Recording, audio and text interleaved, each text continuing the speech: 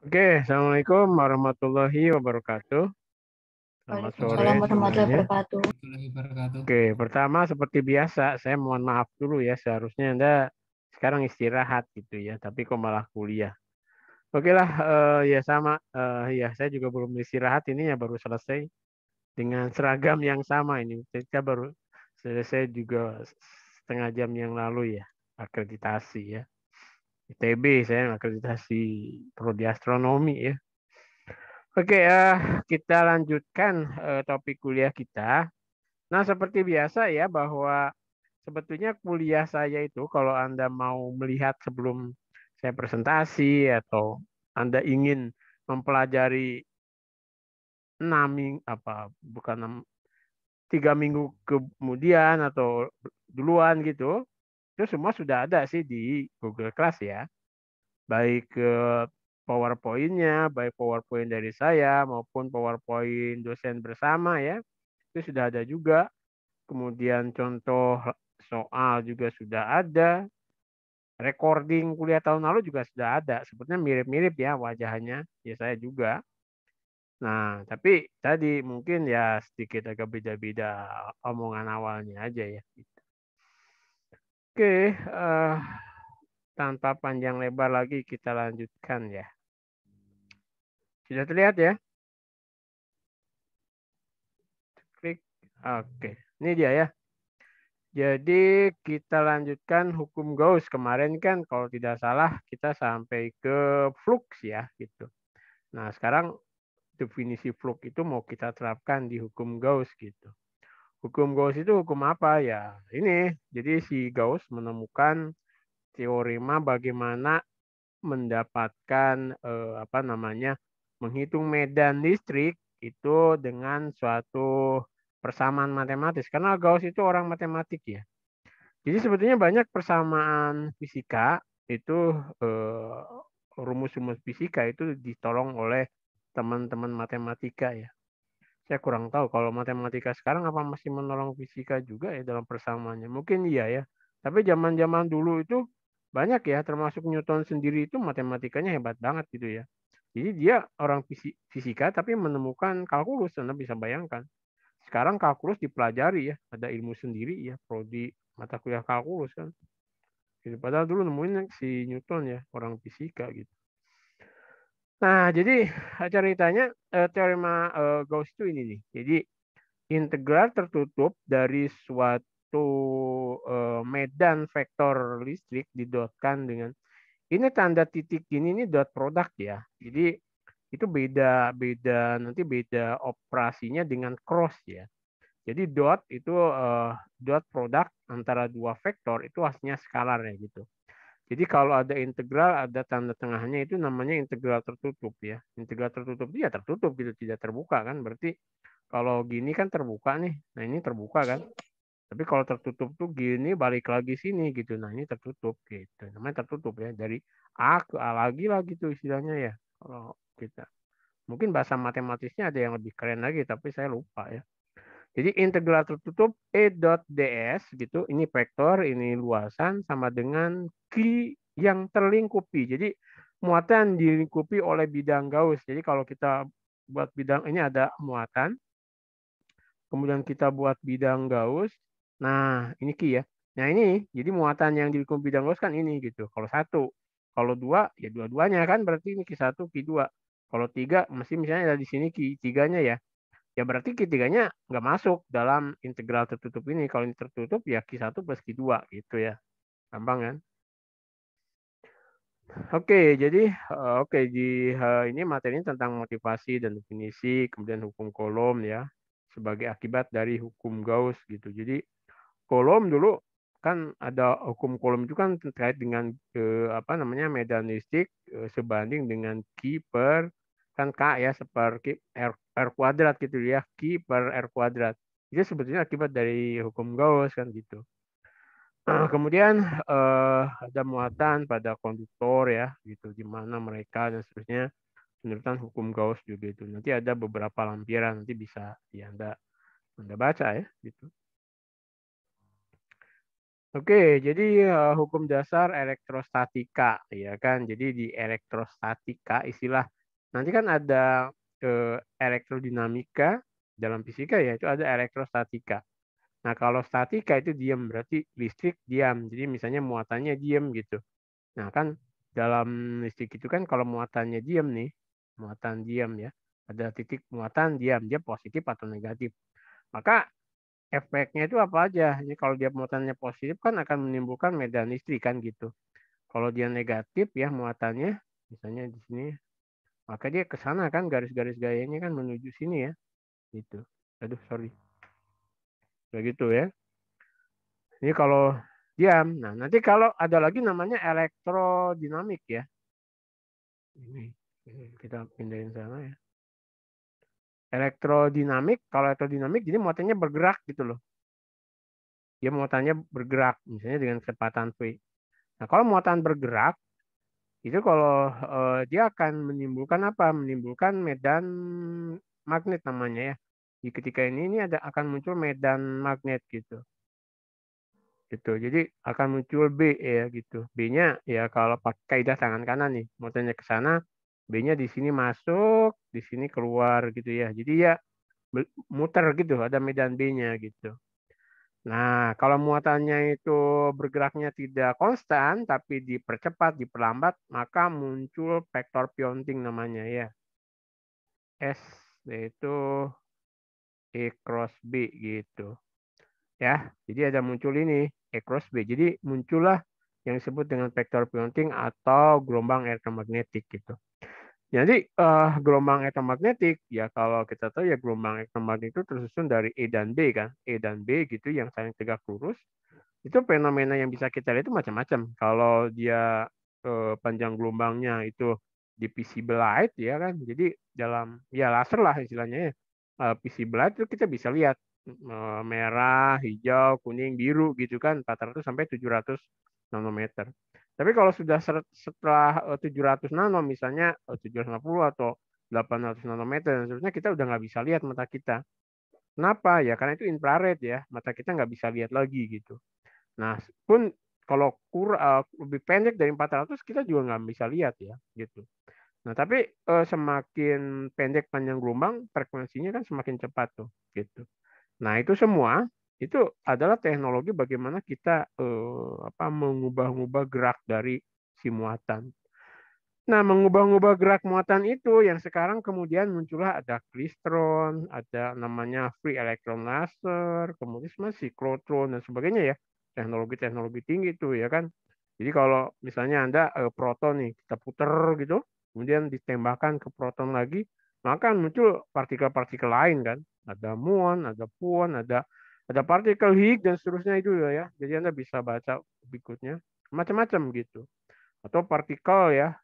Anda lihat orang serius banget nih ya mengkirin bagaimana dia membuat sikloton kalau kita nih orde berapa 1 meter kayaknya Batan membuat sampai sekarang kayaknya nggak terdengar jadi apa enggak ya padahal ordenya cuma 1 meter kalau nggak salah dia bikin sikloton 1 meter itu nggak tahu nggak jadi gitu.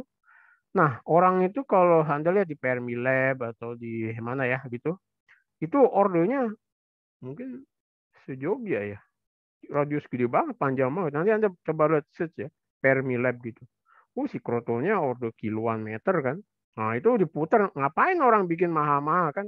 Ternyata nanti ada dikeluarin, misalnya di satu di stasiun mana dikeluarin. Untuk apa dikeluarinnya? Ya, si putaran proton tadi dikeluarin untuk nembak proton lain, jebrot gitu. Terus dapatnya apa? Ya macam-macam ya. Ada partikel apa gitu. Terus setelah itu untuk apa? Ya nggak tahu juga semacam-macam gitu. Nanti selidiki ya. Jadi ada order yang partikel itu masa hidupnya cuma nanoskon. Anda bisa bayangin 1 skon aja. Tapi ini ada yang nanoskon 10 pangkat min 9 skon. Nah, orang udah gila kan riset sampai situ gitu. Kita sih ya nggak tahu kita risetnya sampai mana. Yang jelas kita bikinnya 1 meter aja nggak jadi-jadi ya kan. Sekarang malah udah ada di Tokopedia ya, AliExpress ya, sikloton mainan gitu ya, order mungkin 0,5 senti. Rencana saya pengen beli juga tuh kalau punya uang ya. Gitu. Oke, kemudian nanti, nah itu jadi ada di hukum Coulomb gitu, kemudian ada hukum Gauss. Nah, hukum Gauss ini nanti menghubungkan antara medan listrik dengan muatan ya. Yang tadi ya, yang dilambangkan tadi dengan integral tertutup dari E dot ds sama dengan Q yang dilingkupi ya per epsilon 0 gitu. Nah, muncul epsilon 0 itu sebetulnya permitivitas listrik dalam ruang hampa ya atau udara lah kadang-kadang gitu ya. Gitu ya. Oke, tes suara saya terdengar ya. Dengar, Pak. Oke. Nah, kemudian kalau kita lihat yang ini ya, apa namanya? Ini ada ya untuk ilustrasi ini ya. Ini ada bola 1, bola 2. Ini sumber muatannya yang biru ini kan. Nah, sebuah muatan positif ya diletakkan di dalam kulit bola. Ini kulit bola ya, kulit bola. Bagaimana perubahan flux listrik ya? Perubahan flux di sini ada D flux, itu D itu menunjukkan perubahan kecil dari flux ya. Pada permukaan ds di sini. Ketika muatan digerakkan dari posisi 1 ke posisi 2. Dari sini mendekati ke sini gitu loh. Perubahan fluxnya seperti apa kan gitu. Apakah meningkat, menurun, tak berubah gitu. Menurut Anda nih kira-kira kalau dari definisi flux tadi gimana ya? Tadi flux halo? Ya, meningkat ya. Kenapa? Ya karena lebih dekat kan. Dia flux kan persatuan luas kan luas. Ini semakin dekat ke luasan ya berarti semakin meningkat lah perubahan fluxnya ya kan gitu. Tapi nanti kita lihat bagaimana apa namanya kalau perubahan fluxnya tuh di seluruh permukaan gitu loh. Jadi diintegralkan gitu. Kira-kira meningkat, menurun, tak berubah. Ya, kalau Anda perhatikan nih, dia yang di permukaan sini kan ini meningkat ya. Tapi permukaan bawah, Anda lihat perubahan bawah ya menurun kan gitu. Tapi secara keseluruhan kalau ini adalah muatan yang sama, ya mestinya tak berubah ya. Gitu. Oke. Oke, jadi hukum Gauss ya, hukum Gauss itu sebuah hukum dasar. Jadi kalau di Newton mah hukum Newton ya kan gitu. Nah, flux listrik neto atau flux listrik bersih ya total yang melalui sembarang permukaan tertutup itu sebanding dengan muatan yang dilingkupi muatan tersebut. Wah, ini ada kesalahan teknis.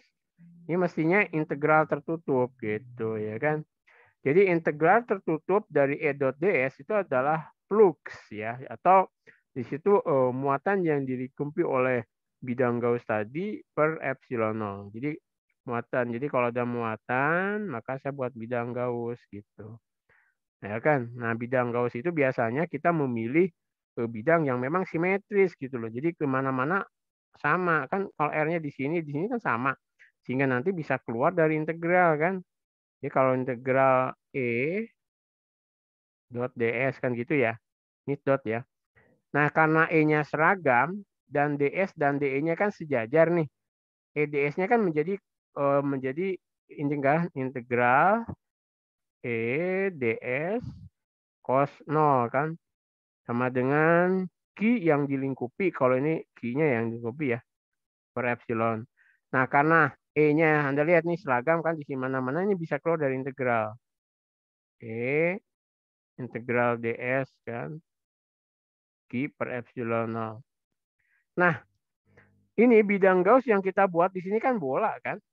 Bola itu adalah apa sih? Bola itu kalau permukaannya 4, kalau jarak ini ke sini R ya kan, 4 pi R kuadrat kan, menjadi Q per epsilon. Sehingga E-nya itu adalah 1/4 pi epsilon Q per R kuadrat gitu. Yang Anda kenalkan dari hukum Coulomb ya kan, bahwa E sebanding dengan Q per R kuadrat gitu. Dan sebenarnya dari elemen luasan dari ini kan integral tertutup dalam permukaan bola ya. Permukaan bola itu 4 pi R kuadrat ya kan gitu. Kan gampang kan? Jadi lebih mudah ya. Oh, begini. Oh, ternyata ada tulisannya. Oke. Nah, jadi persamaan tersebut selalu benar, tetapi sebenarnya tidak mudah ya. Jadi, nah, sangat penting untuk mendapatkan E ketika kasus jadi memiliki sifat simetri. Jadi kalau misalnya muatannya titik, kemudian Anda permukaannya Anda pakai kotak, ini bukannya menyelesaikan masalah, tapi Anda membuat masalah sendiri. Ini mempersulit diri namanya. Kenapa? Karena E-nya di beda tempat lain gitu loh. Jadi kalau untuk bola titik gini ya enaknya bundar gitu loh. Kalau pakai silinder boleh nggak? Ya boleh aja, tapi itu cari penyakit kan, gitu. Kalau nanti si muatannya silinder, baru pakai silinder kan, gitu. Kalau muatannya titik ya mending pakai bola, jangan pakai kotak gitu kan.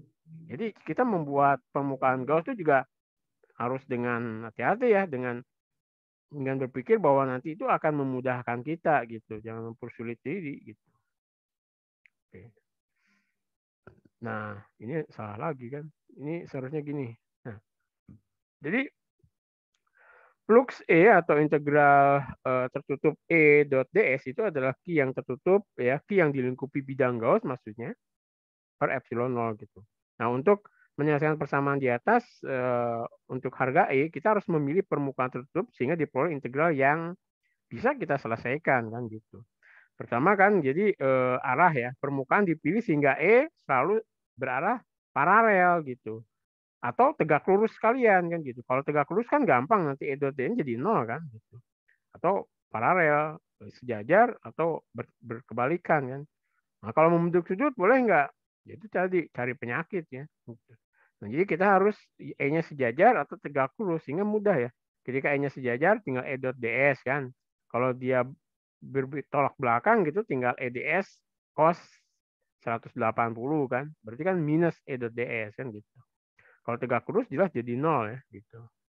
Nah, jadi magnitudonya jadi permukaan itu harus dipilih sehingga E-nya itu berharga sama di setiap titik gitu kan. Ini maksudnya jadi kalau kita buat ada E di sini maka kita buat bidang Gauss yang memang E di sini sama gitu loh. Sehingga kita bisa mengeluarkan si integral E-nya itu keluar kan dari tadi yang ini. Ini kan sudah jadi EDS kan. Misalnya integral EDS. Sehingga ini keluar dari integral, kemudian ds-nya di situ kan gitu. Ya. Oke. Nah, dengan kondisi tersebut variabel E dapat keluar dari integral. Oke, di sini sudah ada penjelasannya ya. Jadi ini E-nya keluar jadi integral ds. Nah, jadi catatan bahwa integral ds ini merupakan luasan permukaan Gaussian yang diintegrasikan.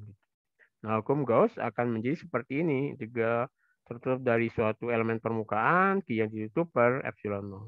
Nah, persamaan ini dapat diselesaikan untuk E di permukaan jika diketahui muatan yang dilingkupinya gitu ya. Seperti itu.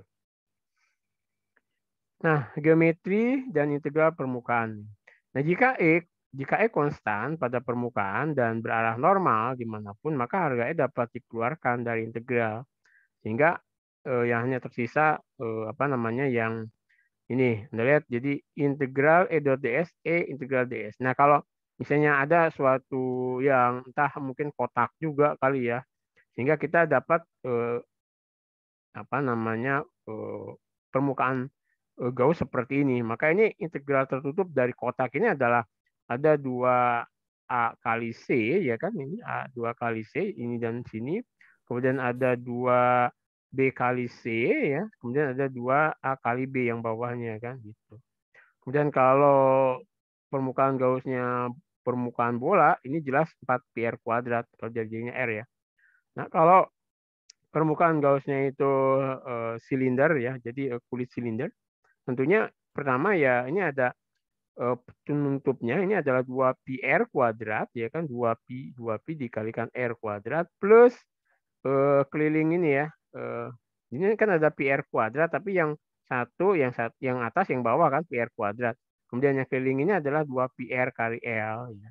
Mungkin Anda masih ingat pelajaran SD kali ya, kelas 4 atau kelas 2, dulu lupa saya. Ya kan, keliling-keliling gitu ya, luas keliling selubung ya. Gitu. Nah, ini ada Gauss dan Coulomb ya. Ambil contoh penerapan hukum Gauss pada muatan titik tunggal. Dan bagaimana keterkaitannya dengan hukum Coulomb. Nah, tadi yang saya bilang tadi, ketika ada muatan nih plus Q, maka kita bisa membuat suatu bidang Gauss yang jari-jarinya R dan arah E-nya kan ke sana. Di sini juga ke sana ya.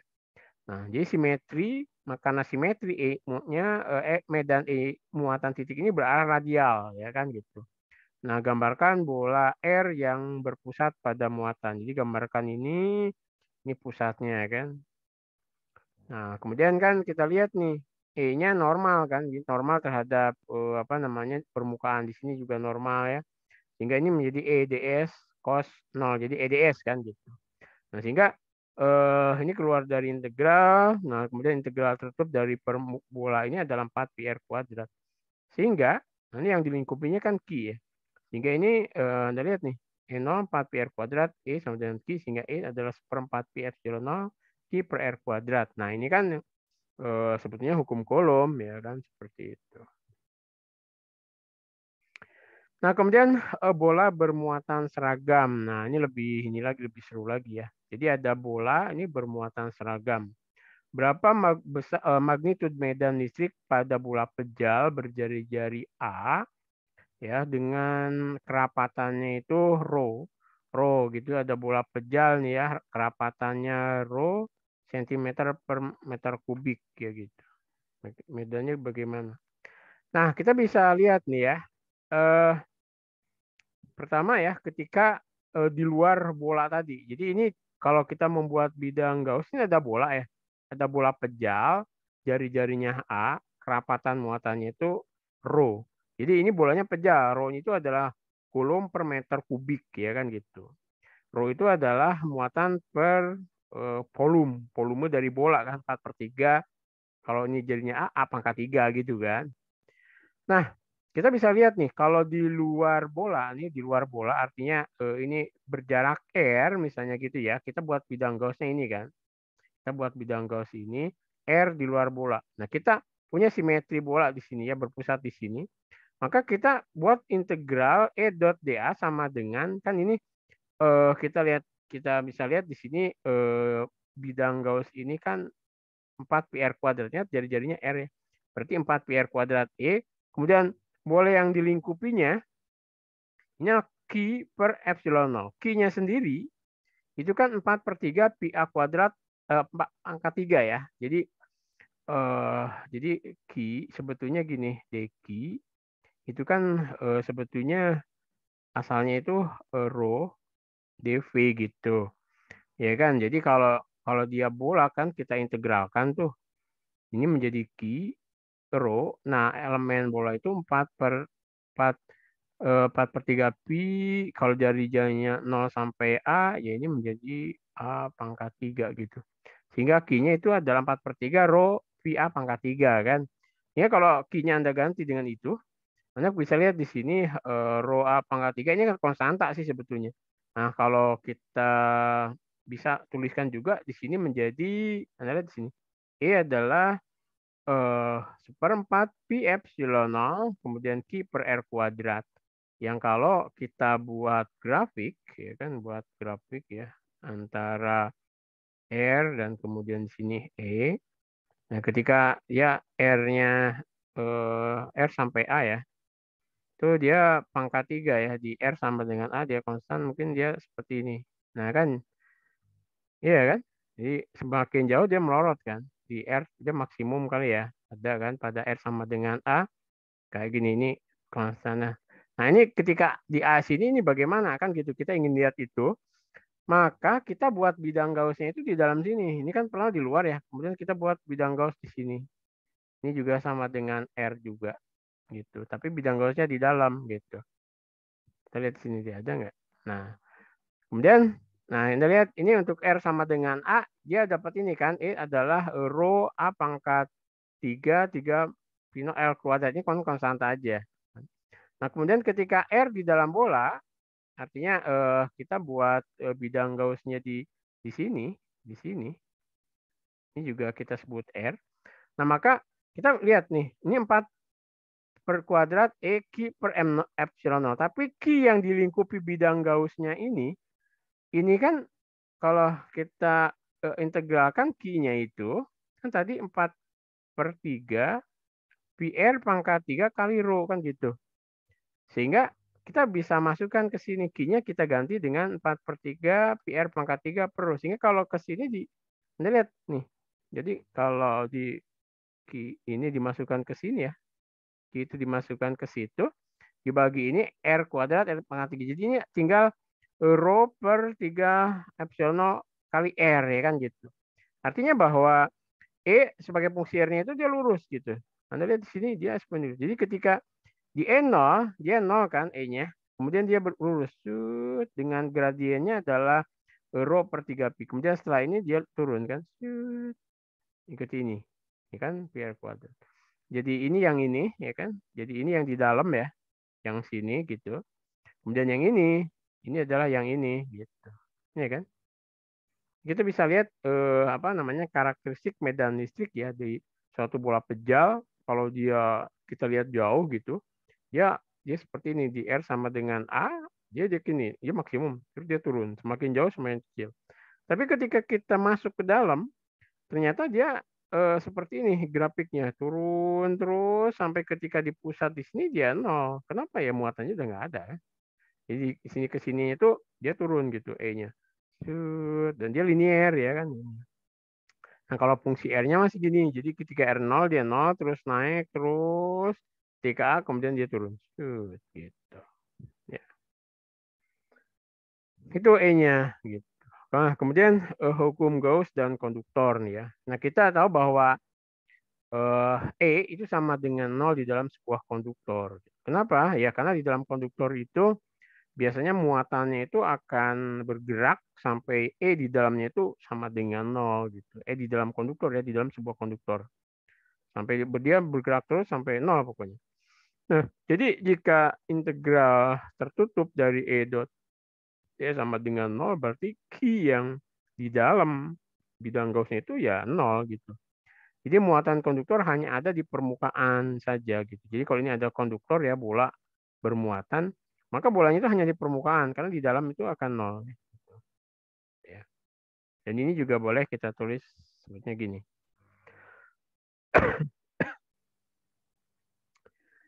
Nah, misalkan ini ada contoh lagi ya, sebuah bola biru ya, ini bola biru ya, A itu diletakkan di dalam kulit bola ya, merah, bola merah gitu. B ya, ini bola, kemudian ini kulit bola ya. Nah, terdapat muatan Kia pada permukaan bola biru. Ini permukaannya ada Kia dan muatan Qb pada kulit bola merah kayak gitu. Nah, medan listrik di daerah antara bola sama sekali tidak terpengaruh gitu ya oleh muatan pada kulit Qb.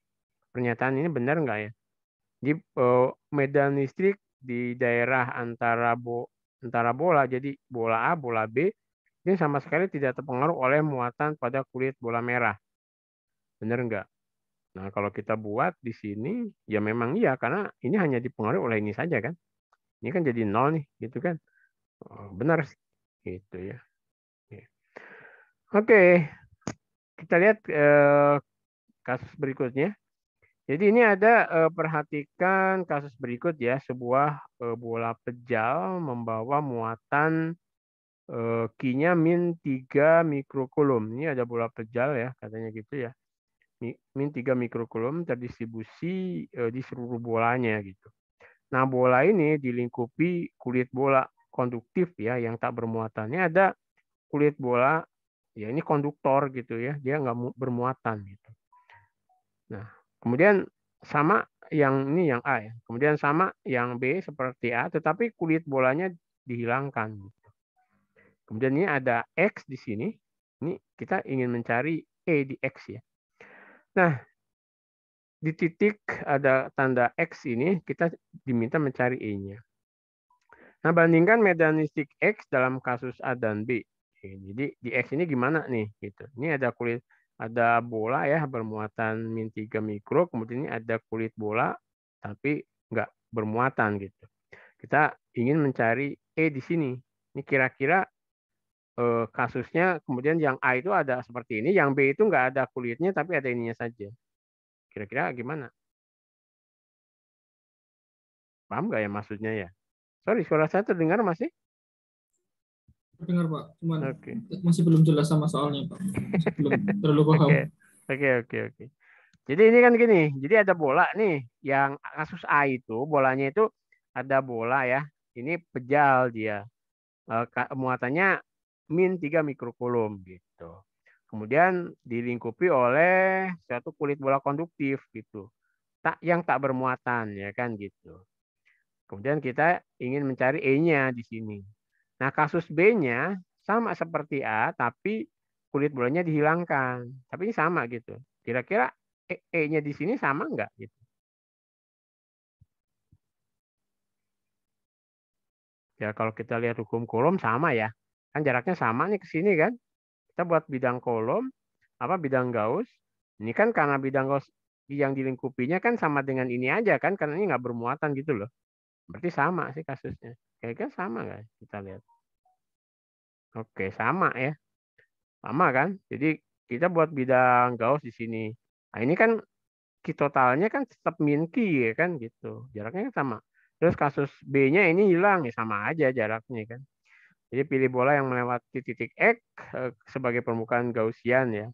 Nah, berapa muatan yang dilingkupi ya minus Q ini ya. Jadi sebesar -3 mikrokulum gitu. Atau ada atau tidak ada kulit bola tak bermuatan ya kan gitu. Sehingga ya medan listrik X hanya ditentukan oleh muatan itunya aja ya kan gitu. Pak izin bertanya Pak, Oke, silakan. Gimana? kalau kulit bolanya bermuatan, beda lagi ceritanya berarti Pak. Iya, kalau kulit bolanya ini bermuatan beda. Karena kan kalau bermuatan misalkan kulit bolanya ini bermuatan apa ya? Plus Q ya beda, jadinya 0 yang di sini kan. Karena Q plus min Q kan yang dilingkup ini ya. Jadi kalau ini min Q, ini plus Q, ya jadi 0 kan. Tapi ketika ini dihilangkan jadi minus Q kan, gitu. Bisa dipahami? Saling menghilangkan berarti ya Pak. Baik Pak. Ya. Jadi kalau kulit bolanya ini bermuatan total misalnya plus Q ya, kulit bola yang ini nih, ini plus Q, kalau misalnya ini plus Q, itu ya, atau plus Q gitu ya.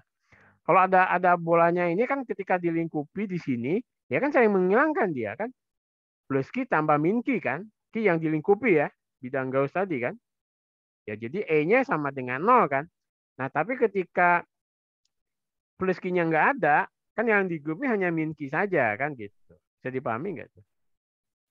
Iya Pak, baik Pak. Bisa Pak. Terima kasih Pak. Ya. Nah, oke. Kemudian gini, perhatikan kasus khususnya ya, gitu. Nah, sebuah bola pejal membawa muatan -3 Q tadi ya, terdistribusi di seluruh bola. Bola ini dilingkupi kulit konduktif yang tak bermuatan, tadi kasusnya. B sama seperti A, tetapi kulit bolanya dihilangkan, tadi gitu ya. Nah, berapa densitas muatan permukaan lambda 1 pada sisi dalam kulit bola dalam kasus A? Dalam kasus A itu kan ini kita diminta mencari sigma 1 gitu ya. Ini kan kulit kulit bola nih sigma 1, sigma 2 ini kulit bolanya gitu. Nah, kita buat bidang Gauss di sini. Nah, kenapa dibuat bidang Gauss di sini yang memudahkan? Karena kan ingat bahwa E di dalam konduktor itu kan 0 gitu. Nah, nolnya di sini ini kan karena ada min Q ya. Jadi kalau kita boleh tulis ini kan gini ya. E.ds gitu ya. Ini kan jadinya kan E-nya 0 ya. Ini akan 0 tapi Q yang dimuatinya itu ada minus tadi minus kalau di sini sih minus Q lah gitu ya. Minus harga mutlak Q kemudian plus sigma 1 kan gitu. Nah, berarti kan karena ini sama dengan 0, nah berarti sigma satunya itu akan sama dengan harga mutlak Q kan gitu. Harga mutlak itu berarti berapa? 3 mikrokulum, ya kan? Jadi sigma satunya itu 3 mikrokulum, benar nggak sih gitu? Jadi akan lebih besar dari 0 ya gitu kan intinya. Benar nggak sih? Kita cek. Oke, benar ya. Oke, jadi ya harga harga harga si ini kan tadi karena kasusnya E-nya selama E sama dengan 0 di permukaan ini, maka total muatan total yang dikumpulkan sama dengan 0. Padahal muatan di sini adalah minus Q plus sigma 1 ya. Gitu. Jadi sigma satunya adalah min Q per 4 Q. Minus di sini karena Q-nya kan negatif ya jadi plus ya. Sama ya seperti saya bilang tadi. Ini menjadi 3 mikrokulom ya. Jadi dia lebih besar daripada 0 ya. Gitu. Bisa diterima? Oke. Ya, oke. Kita lihat muatan garis tak hingga gitu kan yang kita kemarin itu bersusah payah dengan integral kan. Kita integralkan gitu kan. Terus apa namanya pakai hukum Coulomb ya atau E dari hukum Coulomb itu ya. Jadi DE sama sebanding dengan dq per R kuadrat bla bla bla gitu. Nah, ternyata kalau pakai hukum Gauss itu gampang banget gitu loh. Kita lihat nih, ini ada muatan garis ya tak berhingga. Maka kita buat bidang Gauss di sini. Bidang Gaussnya silinder. Gitu. Kenapa pakai silinder? Nah, nanti kita lihat, itu akan memudahkan. Kalau pakai bola boleh nggak boleh, tapi mumet ya nanti menjawabnya belum tentu terselesaikan juga gitu. Nah, kita lihat kalau pakai silinder lebih gampang. Nanti di sini kan ada E yang sejajar. Kalau Anda lihat nih, yang di sini sekitar sininya kan akan sama gitu loh. Kemudian nanti apa namanya sekitar permukaan itu akan sejajar, tapi ketika di permukaan yang sebelah kanan dan sisi sini kan akan tegak lurus toh. Jadi si E-nya akan ke sana, kalau kan E-nya kan ke sana, tapi A-nya ke sana gitu, DS-nya ke sini, kan tegak lurus. Jadi 0 dia gitu. Oke, kita pilih nih ya. Ya panjangnya H, jari-jarinya R gitu. Nah, maka lihat pada tutup ya, pada tutup integral E dot ds-nya sama dengan 0. Kenapa? Karena E dan ds-nya tegak lurus. Ini DE-nya, E-nya ya. Ini ds-nya, sudutnya 90. Yang di sini ke sini kan 0 ya, sama ini juga begitu. Ini ke sana. Aduh, masih batuk. Tolong nih. Batuk saya. Oke, kemudian kulit kulit bolanya gimana nih gitu. Kulit bolanya kita lihat nih. Ya di kulit ini kan E-nya seragam ya. Kita lihat E-nya seragam ya di kulit-kulit ini, di sini juga gitu. Sehingga bisa keluar dari integral. Tinggal integral kulit silinder. Jadi kan tadi kita udah tahu permukaan di kulit silinder adalah 2 pi RH. 2 pi jari-jarinya R, banyak 2 pi RH kali E. Sehingga tapi yang dilingkupinya gimana? Muatan dilingkupinya adalah lambda kali H kan. Lambda itu muatan persatuan panjang ya kan. Muatan persatuan panjang lambda kali H. Nah, tinggal diganti aja di sini kan. Lambda kali H dibagi dengan 2 pi R. H-nya coret-coret. Nah, ini Anda lihat 2 pi R0 kali per R ya kan. Nah, ini kan seperti yang kita dapatkan ketika menggunakan hukum Coulomb. Jadi E di jarak R dari apa namanya dari kawat yang panjang tabring itu adalah sebanding dengan rapat muatan persatuan panjang dibagi R ya. Ini 2 pi E0 ya. 2 pi epsilon 0 ya. Lambda per R. Ya kan? Seperti itu. Catatan sama seperti kita menggunakan hukum Coulomb. Gitu. Nah, kita lihat lagi nih ada kasus lagi ya. Sebuah muatan garis ya. Lambdanya itu maksudnya lambda itu muatan persatuan panjang ya. Ini kolom per meter. Diletakkan pada sumbu silinder tak bermuatan, berjari-jari di R dalamnya itu A, kemudian jari luarnya R0-nya itu B. Nah, berapa rapat muatan ya pada permukaan luar silinder ini ya. Gitu. Nah, kita lihat di sini kalau kita buat bidang Gauss di sini kan, buat silinder kan, itu bidang Gaussnya ya sama lah di sini. Nah, kira-kira nih ya, kalau kita lihat di sininya lambdanya positif ya. Kalau ini konduktor ya, silinder tak bermuatan ya, konduktor ya. Nah, berarti ini akan ya kira-kira inilah. Kita lihat. Oke, ya kan? Kita yang ini kalau saya tebak gitu ya, saya juga nebak ini. Ya, positif. Kenapa? Ya karena ini kan hanya lambda 0 ini kan kita buat bidang Gauss ya kan. Anda lihat ini bidang Gaussnya di sini. Ini bidang Gaussnya.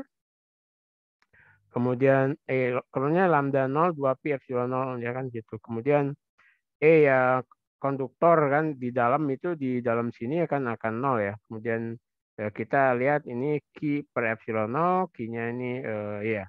Kita lihat nih.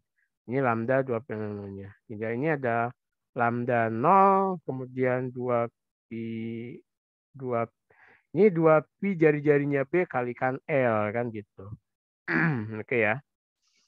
Kemudian ya kita lihat di sini lambda per 2pi 0L ya yang jari-jari luar itu tadi ya. Oke, kemudian sini muatannya yang dilingkupinya itu adalah ini. Jadi lambda 0 kali B ya per epsilon 0R. Ya oke. Jadi ini kan di lambda per 2pi B. Ya lambda 0 di luar ini kita ketemu ya. Oke, nah kemudian kita lihat lagi nih ya. Jadi terdapat lembaran tak hingga ya. Jadi lembaran tak hingga itu ya apa ya? Kayak tembok besar banget gitu ya. Itu bermuatan ya. Jadi terdapat lembaran tak hingga yang bermuatan. Nah, Anda diminta untuk menghitung medan listrik dekat lembaran tadi dengan hukum Gauss. Nah, permukaan Gaussian yang mana yang dapat menghitung medan tersebut ya kan gitu. Jadi kita boleh-boleh saja nih ya silinder di mana sumbunya terletak pada lembaran kayak gini. Kemudian kotak juga ya kan. Kemudian bola gitu atau kubus ya gitu. Silinder dengan sumbu tegak lurus ya kan. Kira-kira nih yang mana nih menurut Anda yang paling mudah? Yang B ya. Dari simetri jelas ya. Yang B kenapa? Karena di sini di setiap permukaannya akan sama I-nya ya kan gitu. Kalau ini cari penyakit ya kan belum tentu ketemu juga. Jadi ini ya yang B ya. Atau kubus lah. Oke, kubus bisa ya, kubus mungkin karena kan keseragam gitu ya. Oke. Nah, ini dia ya, lembaran tak hingga bermuatan ya, rapat muatan permukaannya itu sigma gitu. Jadi ini ada permukaan tak berhingga. Nah, kemudian kita lihat E-nya ini dia positif ya. Jadi kalau di sini Anda lihat E-nya akan ke sana ya. Terus yang di sini E-nya juga akan ke sini. Anda lihat ya.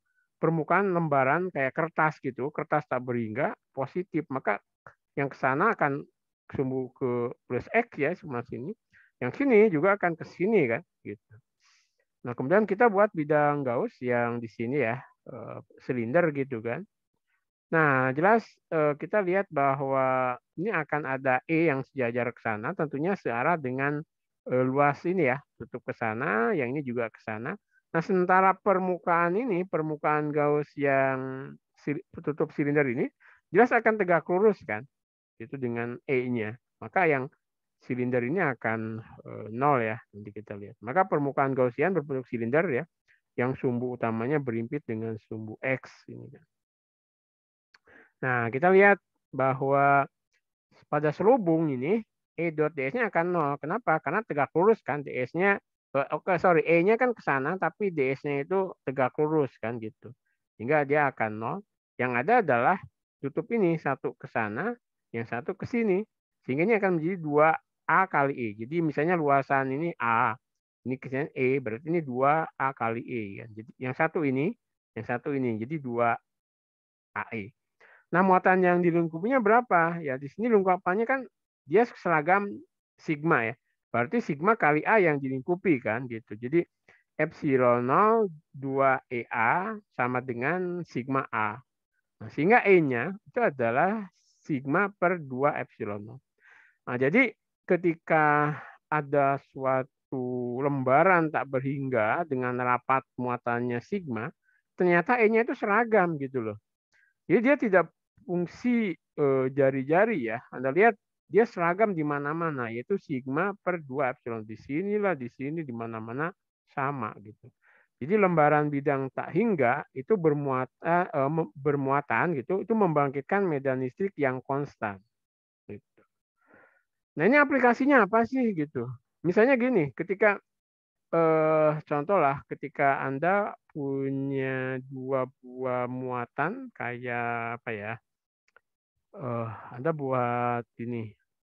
Ya, mungkin ini saya juga dulu pernah ya di lab itu kayak eksperimennya siapa namanya? Foucault ya. Jadi ini ada konduktor lah, bisa dari lempengan tembaga gitu ya, konduktor ya. Yang satu itu Anda kasih muatan positif ya, dikasih misalnya trafo lah, yang satu di muatan negatif gitu, ya kan? Jelas ini akan positif, ini akan negatif kan. Nah, maka di antara lempeng konduktor ini akan ada E ya kan. Nah, E-nya seragam di sini kan. Dia ke sana kan. E-nya. Gitu. Ada E di sini. Yang kalau ini jaraknya D, E-nya itu V kali D ya kan. Gitu kan. Nah, ini kalau ada muatan di sini, maka jadi ketika kita membuat suatu lempeng konduktor, kemudian ini beda potensial ya. Jadi ini ada V-nya besar gitu. Nah, ini misalnya kalau Anda pariak, ini bisa Anda ubah-ubah gitu ya tegangannya. Ini kalau ini Anda membuat sebuah medan, jadi arah medan yang ke sana ya. Ya kita bisa menghitung, kita sebut sigma per epsilon 0 ya, bisa juga kita hitung itu. Nanti kalau ini kita membuat suatu medan listrik di sini, seperti fungsinya sama seperti plat kapasitor gitu ya, apa namanya ya kapasitor. Jadi kita menyimpan energi listrik di sini kan.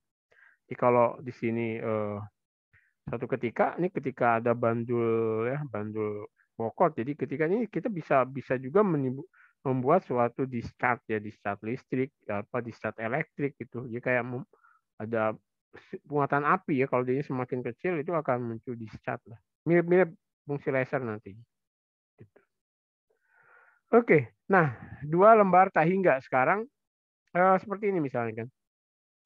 Oh, yang saya tadi itu, yang saya sebutkan tadi. Ini ada lembaran tak berhingga muatan positif ya, besar banget tapi muatannya positif yang saya bilang tadi. Ini disambung ke positif, yang ini disambung sorry. Aduh, nggak bisa. Ini disambung ke negatif gitu loh ya. Sehingga ini positif, ini negatif. Nah, maka kita bisa lihat bahwa di luar bidang konduktor ini E-nya akan 0 loh. Jadi E-nya akan 0. Kenapa?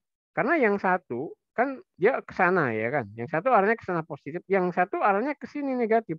Tapi E-nya kan konstan tadi, ya kan? E itu hanya tadi berapa rumusnya 2 epsilon 0 sigma per 2 epsilon 0 kan? Sigma per 2 epsilon 0 gitu. Sehingga dimanapun di sini ini selalu 0. Di sini selalu 0. Tapi di sini ada. Kenapa? Karena yang satu ke sana, yang satu ke sana kan ini 2 kalinya jadinya, ya kan? Nah, jadi medan di luar itu akan 0 ya. Jadi inilah dari hukum superposisi jelas. Nah, tapi lihat lagi dipakai hukum Gauss ya, permukaan Gauss untuk melingkupi bidang ini ya. Kita bisa tahu nih, jadi ini akan 0 dia gitu. Ya kan kita lihat satu-satu nih ya. Kita lihat bidang di dalam ini ya kan, kita bikin bidang Gaussnya sebuah. Nah, karena Anda lihat yang satu ini kan ke sini ya, jadi dia akan ke sana, berarti positif ya, ke sana positif. Nah, kemudian yang ini jadi epsilon A ya kan, A0 ya. Kemudian yang E di dalam ini akan 0 ya. Kenapa? Karena ke sana ini ke sini kan, jadi di sininya 0 ya. Dia ini nggak ada di sini ada apa namanya? Oke, Anda lihat di sini. Ini A kali E di luar, di luar ini 0.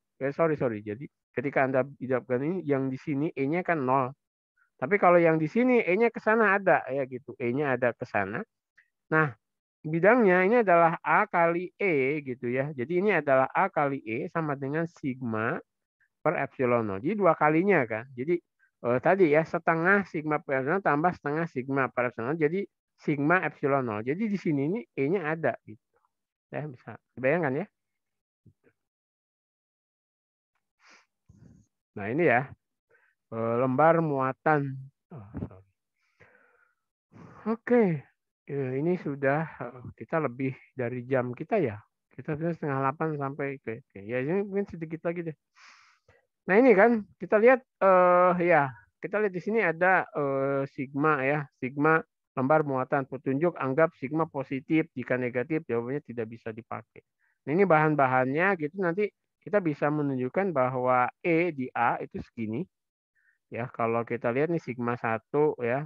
Sigma ini ada sigmanya positif, kemudian nanti ya nanti Anda bisa jawab bahwa ini ya. Kita lihat di situ gitu ya. Oke. Nah, ini jadi ringkasannya itu ya. Jadi hukum Gauss kita sudah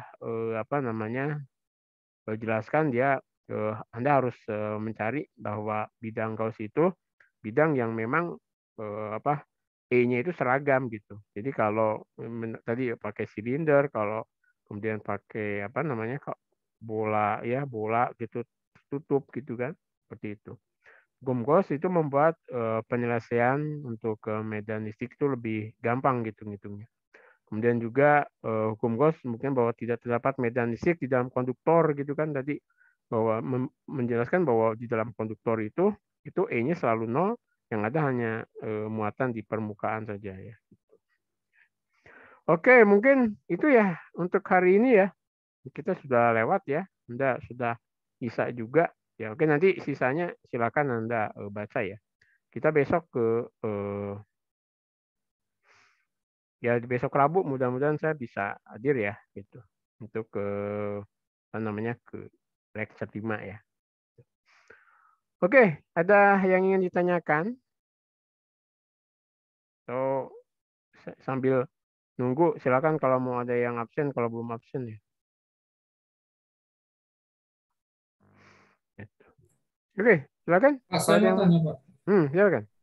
Ada untuk rekamannya ini bisa apakah nanti di-share, Pak? Ya, semua rekamannya nanti akan saya share ya. Saya kalau udah sempat nanti akan, kalau biar mudah mungkin langsung ke ini aja ya, ke YouTube aja ya. Biar nanti Anda mudah nontonnya ya, gitu ya.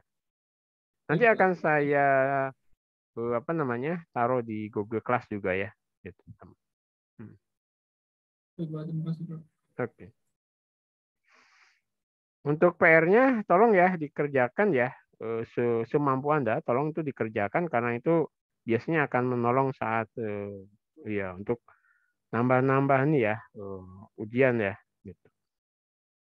Saya juga kurang tahu semestinya sudah ada gradernya ya. Oke, kalau tidak ada, terima kasih ya. Kita tutup ya kuliah kita. Assalamualaikum warahmatullahi wabarakatuh. Yang belum absen nanti Terima bila kasih, Pak. note aja ke saya ya.